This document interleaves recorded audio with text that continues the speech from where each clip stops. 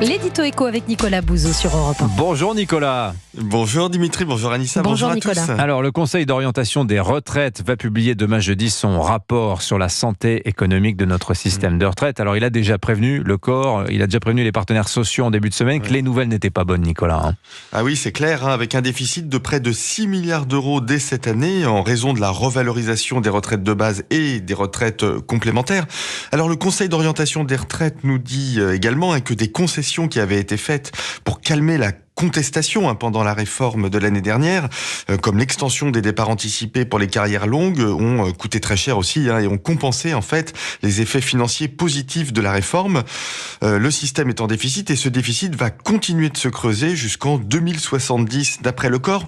En fait, ça signifie que le passage de l'âge légal de départ en retraite à 64 ans, cette réforme était insuffisante. Si l'on avait voulu vraiment équilibrer le système, il aurait fallu aller plus loin tout en augmentant le taux d'emploi des seniors et puis en étant moins généreux avec les carrières longues. Alors, ce rapport va tomber au moment où certaines formations politiques, LFI, le Rassemblement national, proposent de diminuer cet âge légal. Ouais, absolument.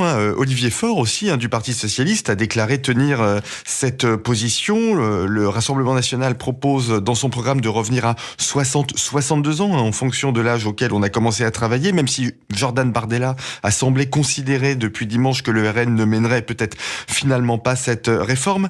Bon, il faut faire très attention avec tout ça. Les marchés financiers regardent l'élection législative en France avec beaucoup d'inquiétude. En 2 jours, Dimitri, depuis l'annonce de la dissolution, les taux d'intérêt auxquels la France emprunte à 10 ans sont passés de 3 à 3,25%. Ça veut dire que ces propositions inconsidérées sur les retraites, elles sont scrutées par les marchés et elles déclenchent déjà des tensions sur notre dette. Bon, vous croyez que, Nicolas, que si on revient sur la réforme des retraites, comme le promettent la France Insoumise ou le Rassemblement national, ça pourrait déclencher une crise financière ? Ah oui, je le crois absolument. Je vais faire une analogie avec le Royaume-Uni, de Liz Truss au Royaume-Uni. Vous vous en souvenez, c'était en septembre-octobre 2022. Elle avait commencé à mettre en place un plan de relance de l'économie avec de nouvelles dépenses, avec des baisses d'impôts.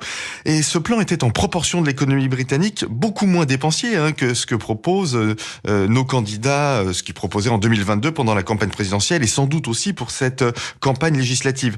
Eh bien, ce plan de Liz Truss avait déclenché une crise financière qui avait abouti au départ de cette première ministre. Franchement, revenir sur la réforme des retraites, alors que son défaut, nous dit le corps, est d'avoir été insuffisante, c'est faire courir à la France un danger de crise à côté de laquelle, je vous le promets, toute réforme des retraites sera à côté une immense partie de plaisir. Signature Europe 1, Nicolas Bouzou. Merci beaucoup, Nicolas. À demain. À demain.